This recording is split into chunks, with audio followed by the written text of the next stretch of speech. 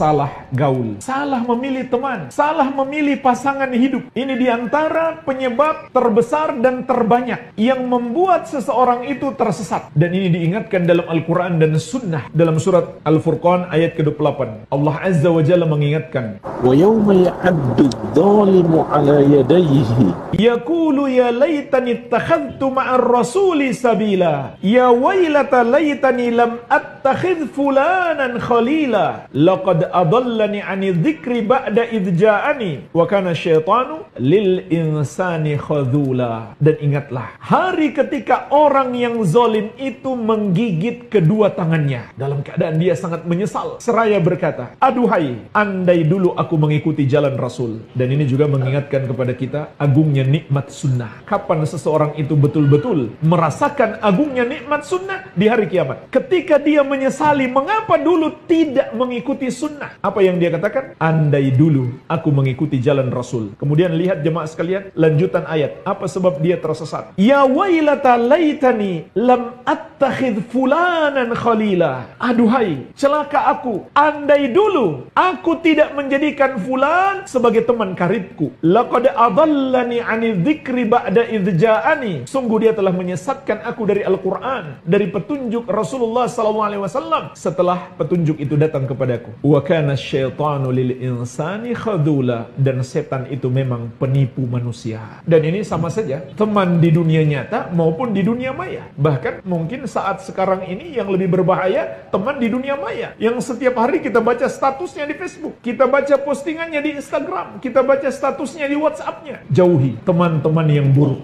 yang menjerumuskan kita pada kesesatan. Rasulullah SAW juga mengingatkan, al-mar'u ala dini khalilih falyanzur ahadukum man yukhalil. Seseorang itu tergantung agama sahabat karibnya. Maka hendaklah setiap kalian melihat, menyeleksi siapa yang hendak dia jadikan sahabat karibnya. Hadis sahih diriwayatkan Abu Daud dan Tirmidzi dari Abu Hurairah radhiyallahu taala anhu. Banyak jemaah sekalian orang yang tersesat karena salah memilih kawan. Dia mendengarkan apa yang dikatakan oleh kawannya, dia membaca status Facebook kawannya yang mengandung syubhat, yang mengandung bid'ah. Awalnya mungkin hati menolak, karena saking seringnya dia baca, kayaknya betul juga ya. Pada akhirnya dia pun terpengaruh. Itulah sebabnya para ulama dulu melarang keras kita bergaul dan mendengarkan ucapan orang-orang yang menyimpang. Imam Sufyan Ats-Tsauri rahimahullahu ta'ala mengatakan, man sami'a bi bid'atin fala yahkiha li julasaihi la yulqiha fi qulubihim. Barang siapa yang mendengarkan satu ucapan bid'ah, satu syubhat, jangan dia sampaikan kepada kawan-kawan duduknya agar dia tidak memasukkan bid'ah itu ke hati mereka. Kalau sudah masuk di hati jemaah sekalian, belum tentu bisa keluar. Ini yang perlu kita takutkan. Ketika kita baca, ketika kita dengarkan kawan kita berbicara, menyebarkan syubhat, masuk di hati kita dan gak bisa keluar. Imam Az-Zahabi rahimahullah memberikan komentar terhadap ucapan Imam Sufyan Ats-Tsauri tersebut. Beliau mengatakan, aktsaru a'immati salaf ala hadza tahdhir yarawna anna al-quluba dha'ifa wa syubha khattafah. Kebanyakan ulama salaf memberi peringatan keras tentang ini. Jauhi pergaulan dengan orang-orang yang menyimpang. Kenapa?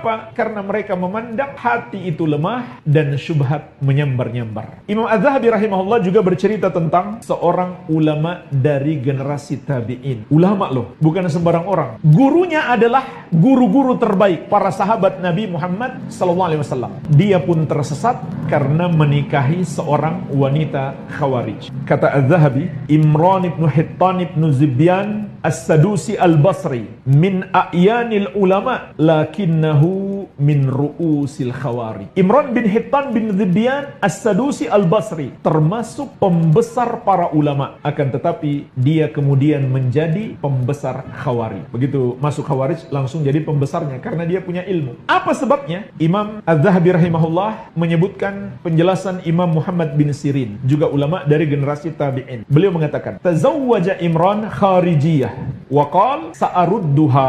Imran menikahi seorang wanita Khawarij. Dan dia mengatakan, saya akan kembalikan dia kepada sunnah. Jadi luar biasa tujuannya menikahi. Qala, kata Imam Muhammad bin Sirin, apa yang terjadi? Fasarafathu ila madhabiha. Yang terjadi adalah wanita itu yang merubah dia mengikuti pemahaman Khawarij. Sampai pada tingkatan jamaah sekalian, Imran bin Hittan pernah merangkai syair-syair pujian kepada pembunuh Ali bin Abi Thalib radhiyallahu anhu. Sampai sedahsyat itu kesesatan. Ini karena pergaulan, pertemanan, apalagi hubungan pernikahan. Kalau sekedar gaul saja sebagai teman, sebagai pasangan hidup dapat menyesatkan, apalagi dijadikan sebagai rujukan ilmu, guru, ini tentu lebih parah.